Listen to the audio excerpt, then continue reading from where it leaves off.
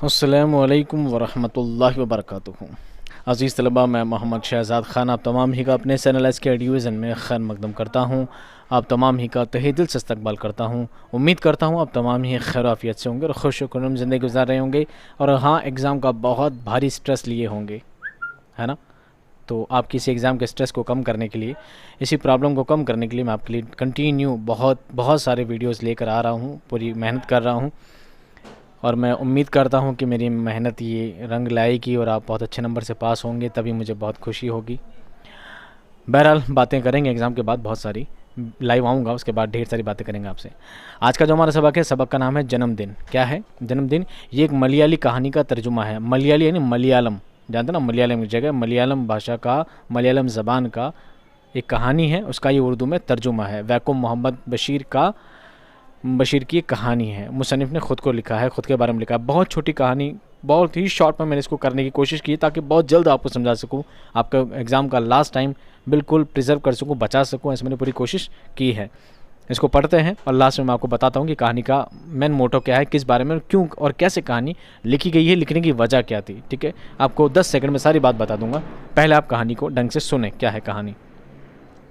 अफसाने जन्मदिन की कहानी उसकी एक ही और मरकज़ी किरदार के गिर्द घूमती है जो इंतहाई कसम पुरसी की ज़िंदगी गुजार रहा है। कसम पुरसी यानी गरीबी की। ठीक है, ये अफसाना ख़ुद कलामी के अंदाज में लिखा गया है। ये किरदार एक मुसन्निफ़ का किरदार है जो एक किराए के इंतहाई छोटे कमरे में रह रहा है और उसका मालिक मकान उसको सख्त नापसंद करता है क्योंकि वो हमेशा किराया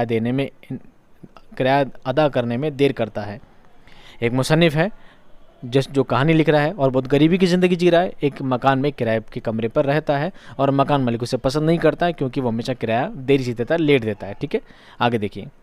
वो अपने जन्मदिन वाले दिन में सुबह ही सुबह तैयार होकर इस आस में बैठ जाता है कि आज का दिन तो उसका अच्छा गुजरेगा। वह मुफलिसी के मरहले से गुज़र रहा है, मगर अपने जन्मदिन वाले दिन वो किसी से कर्ज़ लेकर अपना आने वाला तमाम साल बर्बाद नहीं करना चाहता है। दिन भर उसे चाय की शदीद तलब रहती है, मगर उसके पास इतने पैसे नहीं कि वो अपनी ज़रूरत को पूरा कर सके।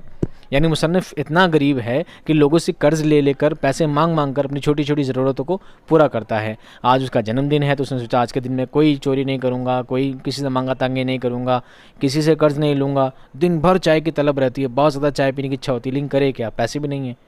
लेकिन ये चाहता है कि अगर आज जन्मदिन के दिन मैंने अगर किसी से कर्ज़ ले लिया तो मुझे रोज़ कर्ज़ लेना पड़ेगा। मैं अपना आज का दिन ख़राब नहीं करना चाहता, अपना आने वाला साल ख़राब नहीं करना चाहता। किसी से पैसे उधार नहीं लेता है और चाय की तलब होने के बाद, चाय की बहुत ज़्यादा शदीद तलब होने के बाद भी वो किसी से पैसे उधार नहीं लेता है। आगे देखिए। उसे एक दोस्त की जानिब से दोपहर के खाने की दावत मिलती है तो वो बहुत खुशी से जब वहाँ पहुँचता है तो वहाँ पर दोस्त को ना पाकर उसे शदीद अफसोस होता है और अपनी भूख के साथ अपने गिरते पड़ते वजूद को लेकर वो अपने किराए के कमरे तक पहुँचता है। तमाम दिन गुजर जाने के बाद वो भूख से निढाल होता है। CID की भी उस पर कड़ी नज़र है क्योंकि ये वो दौर है जब हर जानिब इनकलाब की गूंज की और उस वक्त में तमाम मुसन्निफ़ीन पर कड़ी नज़र है कि उनके कलम से कोई ऐसी तहरीर ना निकले जो इनकलाब का बाज़ बने या हुकूमत की कुर्सी को उल्टाने का सबब बने। ऐसी ही एक कार्रवाई से फ़ारिग होने के बाद जब ये मुसन्निफ़ अपने घर पर आता है तो उसकी खैर होती हालत को देखकर एक मुलाजिम लड़का उसको 2 आने उधार देता है। यानी मुसन्निफ़ एक लेखक भी है, एक अदीब भी है और CID वाले कड़ी चौकन्नी रखते हैं कि किसी तरह किसी को पता ना चले, कोई ऐसी चीज़ ना लिख दे जो प्रकाशित हो जाए, पब्लिश हो जाए, लोगों में इनकलाब का जोश जाग जाए और लोग लड़ाई झगड़े पर आमादा हो जाए। ठीक है, इस सत्ता को गिराने में लग जाएं। तो CID भी कड़ी नज़र रखते हैं। एक दोस्त के यहाँ से दावत आती है, दोस्त के घर पहुँचता है, दोस्त वहाँ मिलता नहीं है और भूख से हालत ख़राब है, जेब में पैसा नहीं है। कुछ इतनी गरीबी की ज़िंदगी ये मुसन्निफ़ गुजार रहा था। तभी इसके घर का एक मुलाजिम होता है, एक नौकर होता है। वो क्या कहता है, इसको 2 आने उधार दे देता है। ठीक है, सेठ की हालत बहुत ख़राब दिख रही है तो ले भाई 2 आने मेरी तरफ से ले उधार ले, लेकिन जब मैं अपने गाँव जाऊँगा तो मुझे पैसे वापस दे देना, ये बोलकर उधार दे देता है। जिसमें से एक आने में चाय, डोसा और बीड़ी लेने के बाद बाकी का एक आना ये मुसन्निफ़ इनकलाब के लिए भूख हड़ताल करने वाले गरीब लोगों तक रिसाई के लिए दोस्त को दे देता है। रात को पड़ोसी मैथ्यू के किचन से आने वाले खाने की महक मुसन्निफ़ की भूख की शिद्दत को मज़ीद बढ़ा देती है। जन्मदिन के रोज़ वो किसी से मांगना नहीं चाहता, तो मजबूरन वो उसके बावर्ची खाने से खाना चुरा कर खा लेता है। चोरी का खाना खाने के बाद वो उस खौफ में मुब्तला होता है कि उसकी चोरी पकड़ी जाने पर वो सबकी नज़रों में गिर जाएगा, मगर उसकी चोरी का किसी को पता नहीं चलता है और उसका भ्रम रह जाता है। अब आप देखिए कहानी का मोटो क्या है, कहानी क्यों लिखी गई है। 2 मिनट में आप ये बात भी सुन लें। तो पहली बात, मुसन्निफ़ बहुत गरीब था, उस पर सीआईडी की नज़र थी ताकि वो ऐसी चीज़ ना लिख दे जो इनकलाब बर्पा कर दे, लोगों में आंदोलन भड़का दे, ऐसी कोई चीज़ ना लिख दे। अब एक दिन उसका जन्मदिन था, तो उसने क्या किया, सुबह सुबह नहा धोकर तैयार हो गया। सोचा कि आज का दिन तो शानदार गुजरेगा, लेकिन जेब में पैसे नहीं है। दिन भर चाय की तलब होती है, चाय पीने की ख्वाहिश होती है, लेकिन कुछ होता नहीं है। दोस्त के यहाँ से दावत आती है, दोस्त के घर जाता है, लेकिन दोस्त के यहाँ भी दोस्त मिलता नहीं है, तो कुछ खाने पीने को नहीं मिलता। भूखा बेचारा ले वापस आ जाता है। जब घर का नौकर जो होता है, नौकर देखता है इसकी हालत बहुत ज़्यादा ख़राब है, तो नौकर क्या करता है, 2 आने अपनी तरफ से उधार दे देता है। वो 2 आने से एक चाय मंगाता है, एक डोसा मंगाता है और बीड़ी मंगाता है। एक आने से मंगाता है और एक आना इनकलाब करने वाले लोगों को वहाँ तक अपने दोस्तों को पहुँचा देता है जो भूख हड़ताल कर रहे होते हैं, यानी अब भी उनका साथ देने पे लगा रहता है। जब शाम होती है, शाम तक पैसे फिर ख़त्म हो जाते हैं, फिर भूख सताती है। इसकी गरीबी की हालत ऐसी है, ना तो किराया देने के पैसे होते हैं, ना इसके खाने के पैसे होते हैं। तो ये क्या करता है, ये पड़ोसी घर से अच्छी खुशबू आ रही होती है, तो ये चाहता है कि मैं खाना मांग कर खा लूँ, लेकिन सोचता है कि जन्मदिन का दिन है, जब मैंने किसी से उधार नहीं लिया तो मैं किसी से मांगूंगा भी नहीं।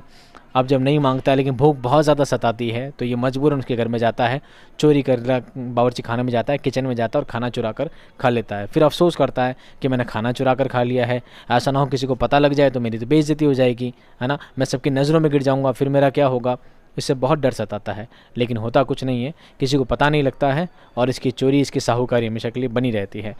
अब कहानी का मोटो क्या है कि दुनिया में से बहुत लोग हैं जिनको 2 वक्त की रोटी मिल पाना भी क्या होता है, मुयस्सर नहीं होता है। 2 वक्त की रोटी भी नसीब नहीं होती है। दुनिया में से बहुत से लोग होते हैं, आज हमारे पास ऐशो आराइशें हैं, हमारे पास ऐशो आराम की सब चीज़ें हैं, और दुनिया में से बहुत लोग होते हैं जो एक दिन सुकून से नहीं गुजार सकते। यहाँ तक कि उनका जन्मदिन भी कैसा गुजरता है, किसी से मांगा तांगी से और किसी के घर में चोरी करके खाना खाने पर मजबूर हो जाते हैं।